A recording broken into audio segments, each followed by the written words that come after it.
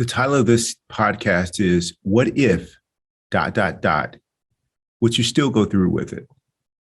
So this is a podcast that's inspired by this idea that something that can be a unexpected change or challenge, minor or sometimes major, can make you forget or lose sight of how amazing the experience can still be. So I'll give you an example, a couple examples. What if I told you that you had an opportunity to go on a 2-week amazing European vacation, but one of those days, 12 hours, you were going to have a minor inconvenience. So let's say that the rental car that you are driving is going to break down, and that you are going to have to, call and catch a ride and wait for a couple hours, but you are waiting in a beautiful place. Let's say Italy, near the water, that you're waiting there. But during that time that you're waiting, you got a lot of choices. You can have a fit, go to your 1.0 self or 2.0. But after that, the car will pick you up, and you're just going to be inconvenienced for maybe, let's say, half a day. But the other 13 days of being in Europe is going to be amazing.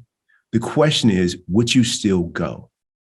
And what I found is, if I told people that you're going to have this experience that's going to be once in a lifetime, that you're going to be inconvenienced for a minor or fraction of that experience, would you do it?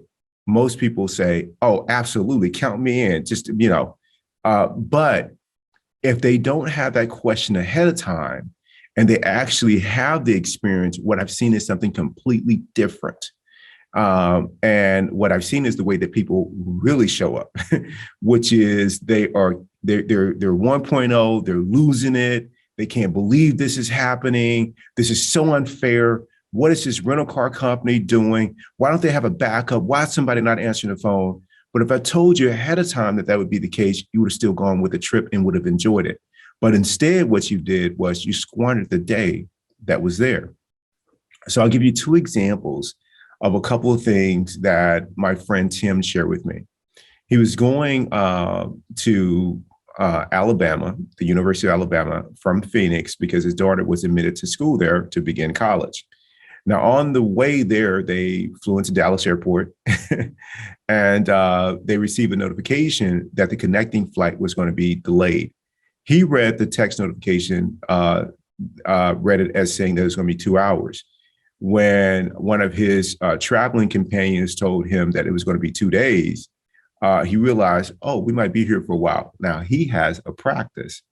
And so Tim was like, okay, we're going to be here for 2 days. He said, let's make the best of this and let's see what's in the area here in Dallas, which none of us have ever been. And let's scout out, what we can, see here. And so they went to museums, they went to parks. They just checked out all of downtown Dallas and had a fantastic time. And then they chose to rent a car to drive to their destination, the University of Alabama.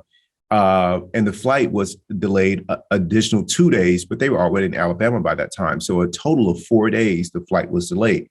Now, had you told Tim ahead of time that this would be part of what would happen on a trip that he would take to Alabama, he would have said yes, even with those inconveniences, because it gave him an opportunity to spend that time with his daughter who was going away for college. So he saw it completely different.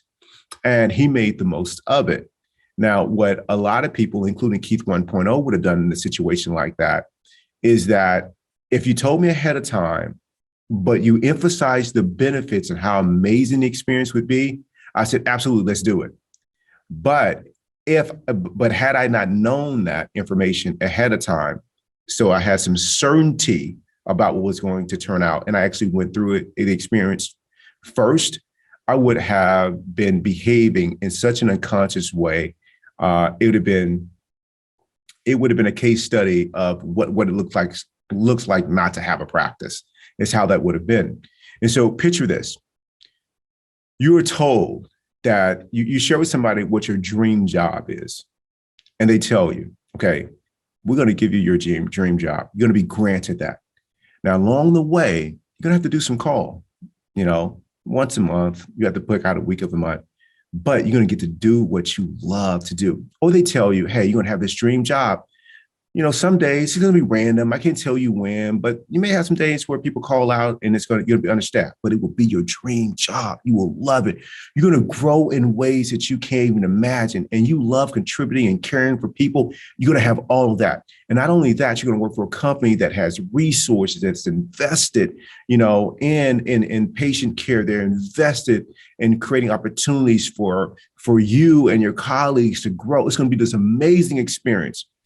Would you say yes to that? Absolutely, you would. But what most people do is they go into situations like that and they only think about the dream job part of it as being the part that's valuable. What they miss out on are the little inconveniences and challenges along the way that are also incredibly valuable for helping you expand internally, for helping you grow. So one aspect of the dream job, all the good things about it, for a person who doesn't have a practice, what they see is how they can do what they love, which is fantastic, but also how they can also advance in their career. What they may miss out on is every day this place, regardless of if they're well-resourced or they're under-resourced, is an opportunity to really come together with people who have a similar why, a similar higher purpose of what they're doing. They miss out on that because they're so oriented about the outcome of the situation or what's in it for me. But that same situation with its challenges, with its, intermittent distractions, has a lot more to offer that we're not taking advantage of. So again, a lot of you have exactly that. You have this amazing job that you get to come to, especially if you work at Mayo Clinic, that you get to come to every single day. And it has some minor distractions, but all of life does. It has some challenges. There could be a pandemic, but everyone experiences that. And if you come in if you come in rooted in a practice at the beginning of the day, which I prefer, but I understand, people may want to customize it to their preference. But if you come in there with the top of mind, whether things are to your liking or not, and see everything that happens as being beneficial to you growing, not just toward your career goals and aspirations or completing a task, but helping you grow internally, the experience is so rich. You would say yes to that all the time. So again, the title of this podcast, what if you knew this, would you still follow through on the experience? And it's a resounding yes, I would. I have said yes to everything over the last 5 years. I have a friend who is a little older than I am. And when I came to Mayo Clinic early on in my career after volunteering, and I started to work at the medical school, and I started to tell him about some of the things that people were asking me to partner with them on or to do, he said, say yes to everything. What if I don't know how to do it? Just say yes to it. Keith, you got this wellness practice. It'll come to you. And he was right. I just keep saying yes, keep saying yes. And what I'm saying yes to is not all of the invitations I get to do things.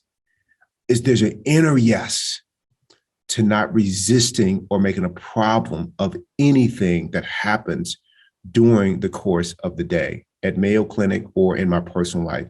There's an eternal yes and acceptance that I say to everything. And I don't say no or resisting. Now, I may say no, not now to this project, or no, thank you, I appreciate the invitation. But what I'm saying yes to is internally, I'm saying yes to, I want to be free from needing life to be a certain way, for me to be peaceful, for me to experience joy. I am saying yes to being free from things have to be perfect for me to be happy.